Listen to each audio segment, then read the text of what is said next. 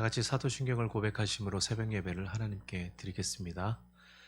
나는 전능하신 아버지 하나님 천지의 창조주를 믿습니다. 나는 그의 유일하신 아들 우리 주 예수 그리스도를 믿습니다. 그는 성령으로 잉태되어 동정녀 마리아에게서 나시고 본디오 빌라도에게 고난을 받아 십자가에 못 박혀 죽으시고 장사된 지 사흘 만에 죽은 자 가운데서 다시 살아나셨으며 하늘에 오르시어 전능하신 아버지 하나님 우편에 앉아 계시다가 거기로부터 살아있는 자와 죽은 자를 심판하러 오십니다. 나는 성령을 믿으며 거룩한 공교회와 성도의 교제와 죄를 용서받는 것과 몸의 부활과 영생을 믿습니다. 아멘. 찬송가 8장 함께 찬송 부르겠습니다. 찬송가 8장입니다. 거룩 거룩 거룩 전능하신 주님, 이른 아침 우리 주를 찬송합니다. 거룩 거룩 거룩 자비하신 주님, 성삼위일체 우리 주로다.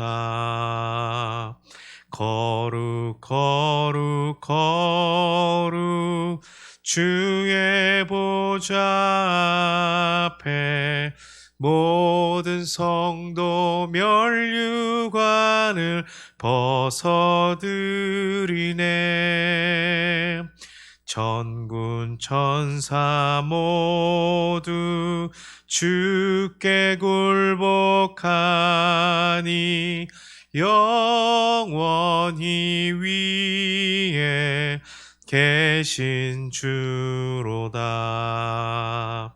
거룩 거룩 거룩 주의 빛난 영광, 모든 죄인 눈 어두워 볼 수 없도다.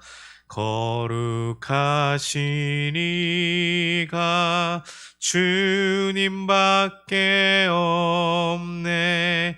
온전히 전능하신 주로다.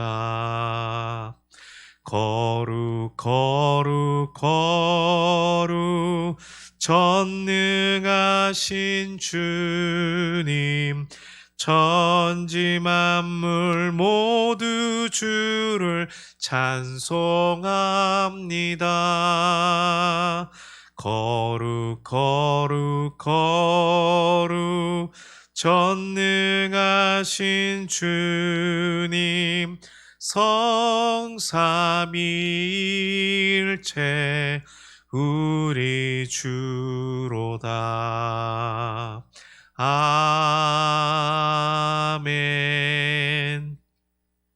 오늘 함께 나눌 말씀은 이사야서 48장 12절에서 22절까지 말씀입니다.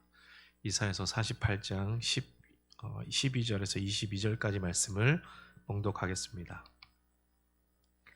야곱아, 내가 부른 이스라엘아, 내게 들으라. 나는 그니 나는 처음이요 또 나는 마지막이라.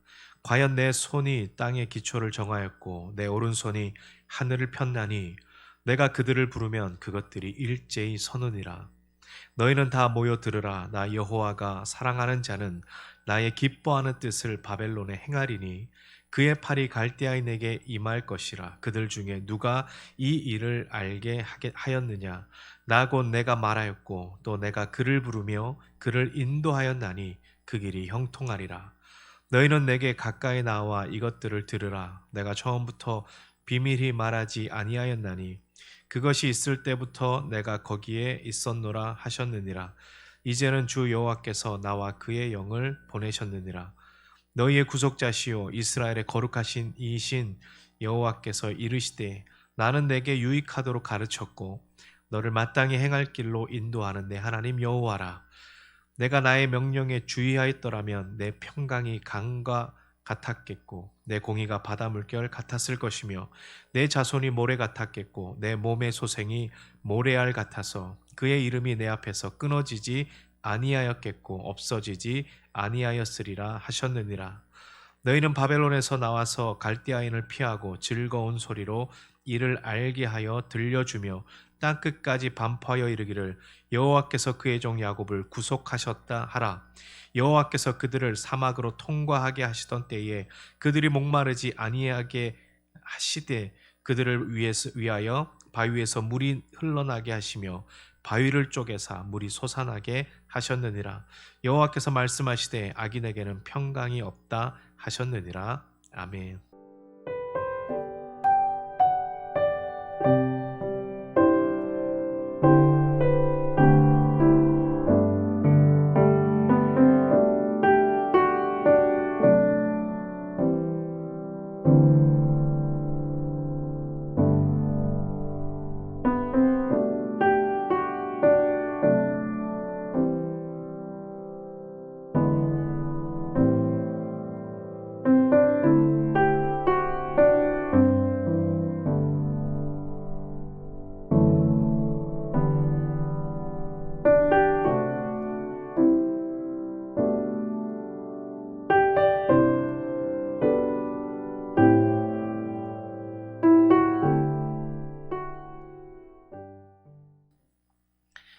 아, 12절에서 하나님은 자신을 드러내는 나라는 단어가 세 번이나 계속해서 반복하고 있습니다.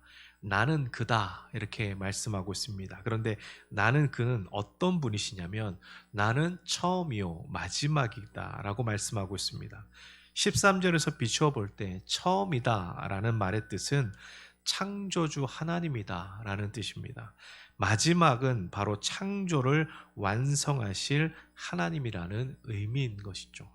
그래서 창조의 완성은 무엇이냐면 온 열방이 하나님을 알게 하는 것, 온 열방이 여호와를 아는 지식으로 가득 차게 하는 것이 창조의 완성입니다. 이사야 11장 9절에 있는 말씀처럼 물이 바다를 덮음같이 여호와를 아는 지식이 세상에 충만하게 하는 것, 그것이 바로 하나님 창조의 완성이라는 것이죠. 그래서 나는 마지막이다 라고 말씀하신 것은 바로 이스라엘을 부르신 목적을 하나님께서 끝까지 이루실 것이라는 하나님의 약속 의미입니다. 12절 13절에서는 하나님은 어떤 분이신가를 설명하는데 우리가 두 가지로 볼 수 있습니다. 12절에서는 유일하신 하나님, 다시 말해서 창조를 시작하시고 창조를 완성하시는 하나님을 말씀하고 있으며 13절에서는 땅의 기초를 정하시고 하늘을 펴신 하나님의 말씀에 그것들이 일제히 반응하는 것을 말씀하시면서 이 모든 역사의 주관자가 바로 하나님이다는 것을 우리에게 말씀하고 있습니다. 구체적으로 말하면 하나님께서는 목적을 성취할 때까지 그것을 포기하지 않으시는, 하나님의 처음 계획을 포기하지 않으시는 것을 말씀하고 강조하는 것입니다. 더 구체적으로 말하자면 내가 이스라엘을 포기하지 않겠다라는 의미인 것이죠.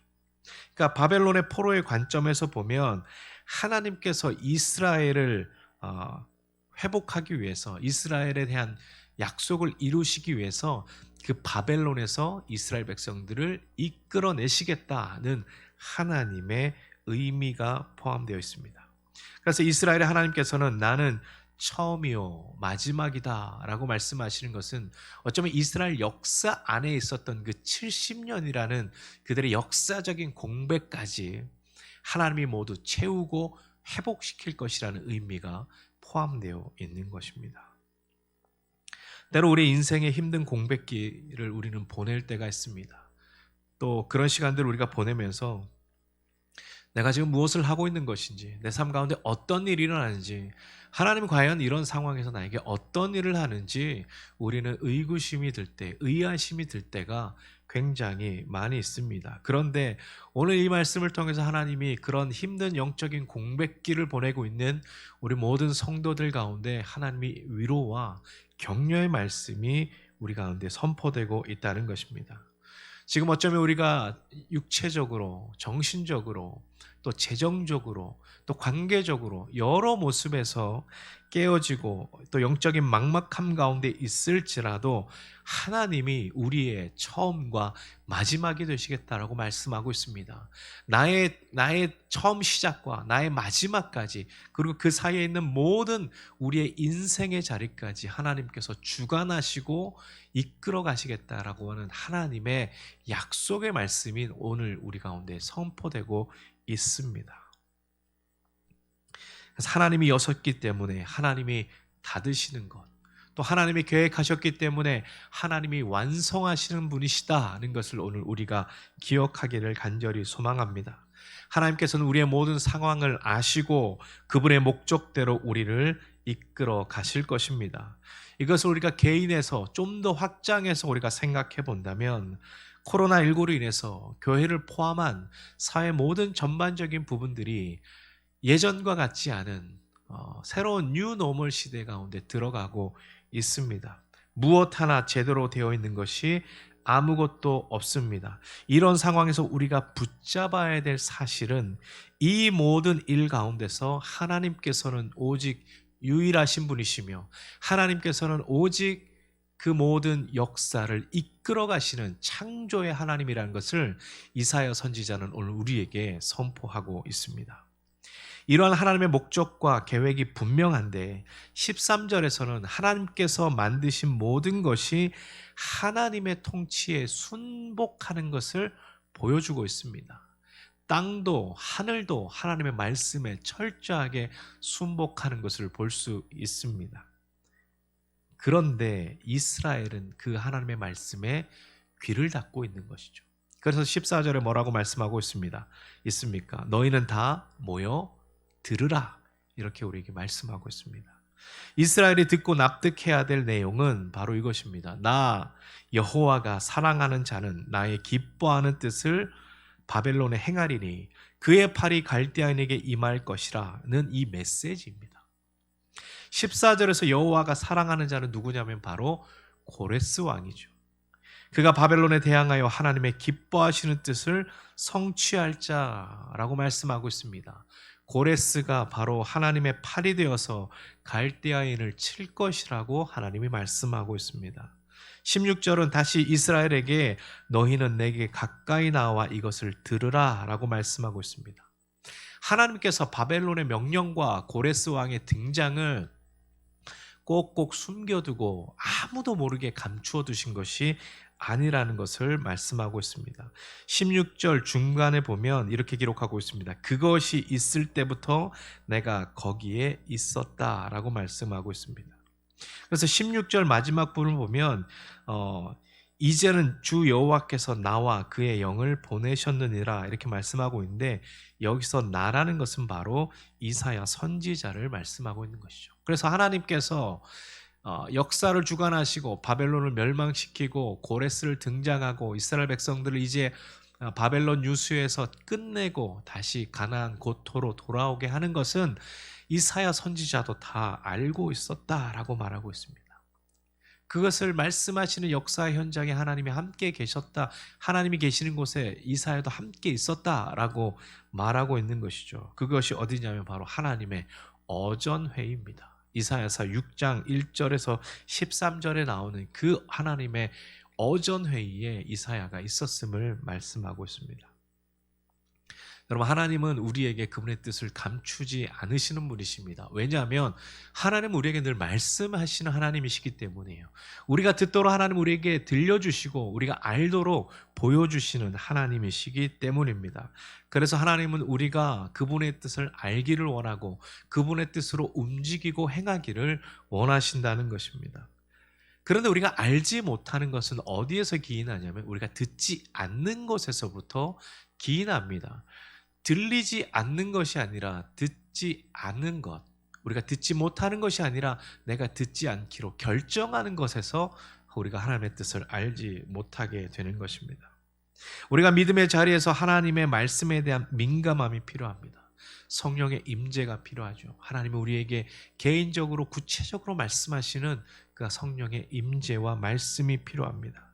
나의 삶의 자리에서 하나님께 나아가 하나님의 말씀을 듣지 아니하면 하나님께서도 우리가 불러도 듣지 않으신다라고 스가랴서 7장 13절에 말씀하고 있습니다. 또한 시편 81편 11절에서도 내 백성이 내 소리를 듣지 아니하며 이스라엘이 나를 원하지 않았다라고 말씀하고 있습니다. 우리가 하나님의 말씀에 순종하지 않고 그 말씀 앞에, 음성 앞에 나가지 않으면 하나님도 우리가 부르짖는 소리에 반응하지 않고 응답하지 않겠다라고 말씀하고 있습니다. 우리가 원하는 바람들은 굉장히 많죠. 우리에게 필요한 것들, 재정적으로, 상황적으로, 또 우리 자녀들의 문제, 우리 집안의 문제, 이 모든 문제들 우리가 바라는 것들이 너무나도 많습니다.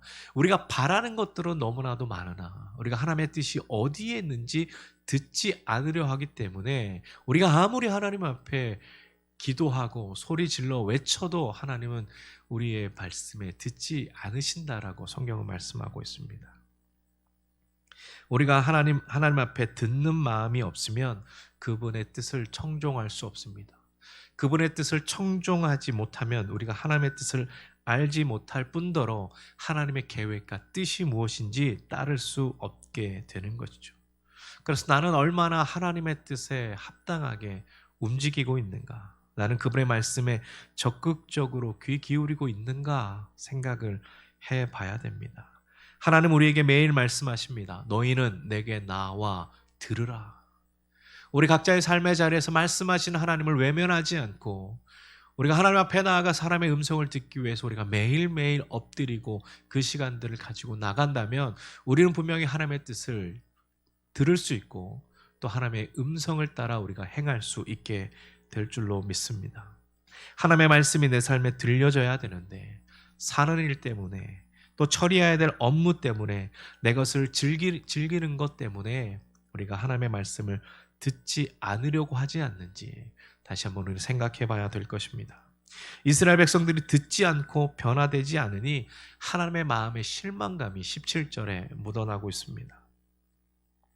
너희의 구속자시요 이스라엘의 거룩하신 이신 여호와께서 이르시되 나는 내게 유익하도록 가르치고 너를 마땅히 행할 길로 인도하는 내 하나님 여호와라, 이렇게 말씀하고 있습니다. 이것을 원문에 보면 이렇게 기록하고 있습니다. 다른 이가 아닌 나, 내 하나님 여호와가 줄곧 너를 가르쳐 왔다. 하나님께서 이스라엘 백성들을 가르치기 위해서 이스라엘의 면전 앞에서 그들에게 계속해서 말씀해 왔다는 것을 우리는 볼 수 있습니다. 하나님께서 가르치신 그 길을 따라 걸어가야 되는데 그 길이 어떤 길이냐면 18절에서는 공평과 평화라고 말하고 있습니다. 그래서 18절에는 가정법이 나옵니다. 내가 나의 명령에 주의하였더라면, 이렇게 말씀하고 있습니다. 이스라엘 공동체의 그 어려운 상황들, 바벨론으로 끌려가는 그런 상황들을 그들이 만약에 겪지 않기 위해서 하나님의 명령을 주의해서 들었더라면, 이런 뜻이죠. 여러분, 하나님의 명령은 이스라엘 백성들 개인을 넘어서 이스라엘의 공동체 가운데 그들에게서 굉장히 중요한 핵심과 같은 단어입니다. 18절 중반에 보면 공의와 평강이라는 단어가 나오는데 이 공의라는 것은 이웃과의 관계, 이웃과의 평안함을 유지하기 위해서 하나님과 언약할 때 쓰는 것이 바로 이 공의라는 단어입니다. 다시 말하면 공의와 평강은 누가 지켜야 되냐 하면 지배층들이 가져야 될 굉장히 중요한 의무인 것이죠.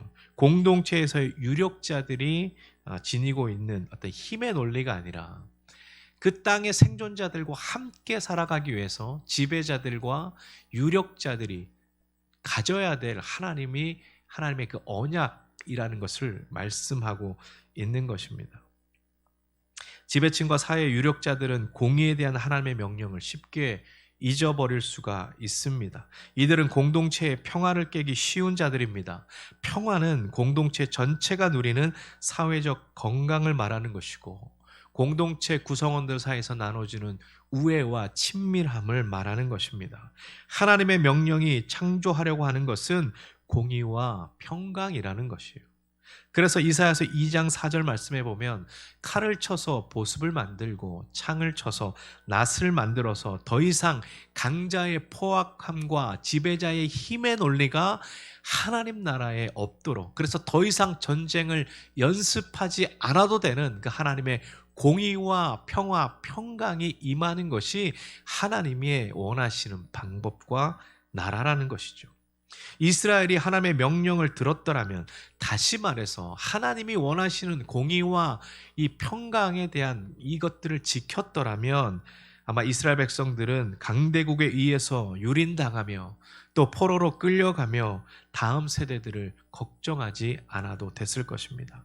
그래서 하나님께서는 20절에 하나님의 마음을 드러내고 계시는데, 이 48장의 전체의 논지는 무엇이냐면 바벨론을 탈출하는 것입니다. 바벨론의 포로들은 여호와께서 그의 종 야곱을 구속하셨다는 소식을 전파해야 됩니다. 땅끝까지 전파해야 되는데, 그러기 위해서는 어떻게 해야 됩니까? 바벨론에서부터 나와야 되는 것이죠. 바벨론을 피해야 됩니다. 21절은 어떻게 바벨론에서 나와 가나안 땅으로 갈 때에 어려움을 돌파할 것인지에 대해서 말씀하고 있습니다.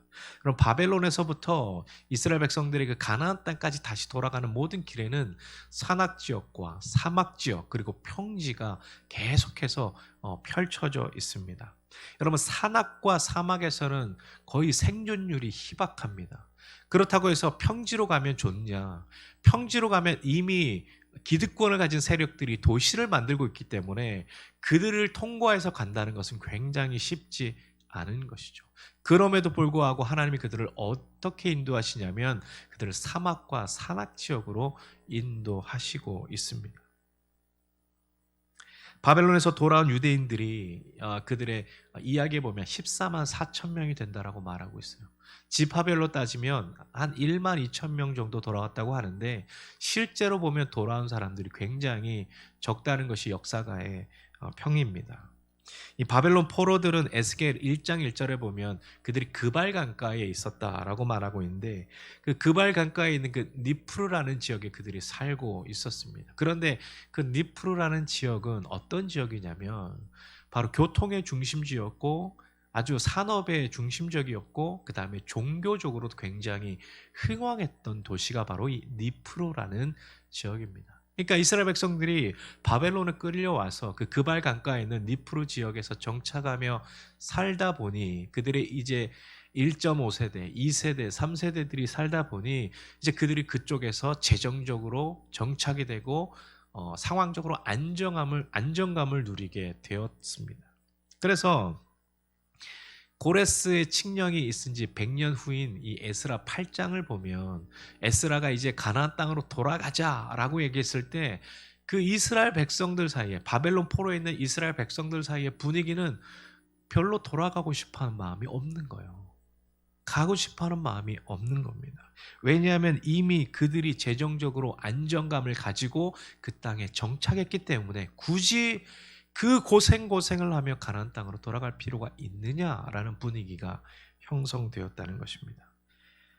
그렇기 때문에 그들이 하나님께 돌아가는 것, 가나안 땅으로 돌아가는 것은 하나님의 섭리를 믿지 않으면 불가능한 일인 거죠. 이사야서 40장에서 55장의 이 말씀들, 여러분이 말씀을 이사야서를 계속해서 묵상해서 보면 하나님께서 내가 하겠다, 내가 이루겠다, 내가 택하였다, 이 내가 하나님을 나타내는 이 1인칭 주어가 굉장히 많이 나옵니다. 그것은 뭐냐면 계속해서 이스라엘, 이 바벨론 공동체 안에, 바벨론의 포로 공동체 안에 있는 이스라엘 백성들에게 하나님이 희망을 주고 위로를 주고 역사의 주관이 누구냐, 주관자가 누구냐는 것을 말씀하고 있는 것입니다. 그래서 계속해서 지난 이야기들, 옛날 이야기들, 그들이 하나님이 어떻게 일하셨는가를 보여주는 것이 이사야 40장에서 55장에 굉장히 집중적으로 나타나고 있는 본문이 바로 이 본문들입니다. 여러분, 오늘날 그리스도인들은 하나님께서 주관하시는 역사의 속에서 삶의 중심을 잃어버리고 어쩌면 바벨론이 주는 그 수혜를 누리기 위해서 바벨론 안에서, 세상 안에서 수능적인 모습을 가지고 살아가고 있습니다. 하지만 그 속에 함몰되어 있는 것이 우리의 미래를 책임지지 못합니다. 유일하신 역사의 주관자 되신 하나님의 말씀 안에 거해야만 이 세상이 주는 이익 추구와 호화와 또 사치와 안락에서 우리는 벗어나 우리 가운데 새로운 일을 이루시는 하나님의 역사 안으로 우리는 들어가게 될 줄로 믿습니다. 오늘 나의 위치는 어디쯤 있습니까? 하나님과 함께 동행하고 있습니까? 또 그분의 뜻과 상관없이 아니면 나의 방법과 평안과 안락을 추구하며 세상이라는 바벨론 안에 그저 머물기를 원하며 적당하게 살아가고 있습니까? 처음이요 마지막이 되신 하나님, 우리의 시작과 마지막을 책임지시는 또 그것을 이루시는 하나님이 우리 하나님이심을 붙잡고 살아갈 수 있기를 소망합니다. 어려운 상황에도 힘든 상황에도 우리가 의지할 분은 역사의 주관자 되시고 이 모든 것을 이끌어 가시며 창조의 마지막 완성의 문을 닫으시는 그 하나님을 붙잡는 우리 성도님들 되시기를 소망합니다. 그래서 세상이 주는 것에 우리가 함몰되지 않고 하나님의 방법과 하나님의 뜻으로 승리하며 주님과 함께 동행하는 우리 모든 성도님들 되시기를 간절히 소망합니다. 기도하겠습니다. 하나님 아버지 감사합니다. 우리의 삶을 이끌어 가시는 여호와 하나님, 역사의 하나님, 역사의 주관자 되신 하나님을 우리가 다시 한번 붙잡을 수 있기를 소망합니다. 하나님, 우리가 눌러 앉아 있는 이 세상이라는 바벨론에서 우리가 이제는 일어나서 하나님의 뜻에 합당하게 행하며 우리를 향하신 하나님의 섭리가 계속해서 우리 가운데 선포되어질 때에 그것을 붙잡고 주와 함께 걸어가는 저희 모든 성도님들 될 수 있도록 인도하여 주옵소서. 흔들리지 않게 하여 주시고 계속해서 이사야서 말씀을 통해서 우리에게 격려하시고 도전하시는 하나님의 말씀이 우리의 심장과 우리의 삶의 모든 순간순간마다 녹여져서 그 말씀으로 위로받고 승리하는 우리 모든 성도들의 삶이 되도록 인도하여 주옵소서. 감사하며 예수님의 이름으로 기도드립니다. 아멘. 우리 기도 제목들 가지고 함께 기도하며 주 앞에 나가시겠습니다.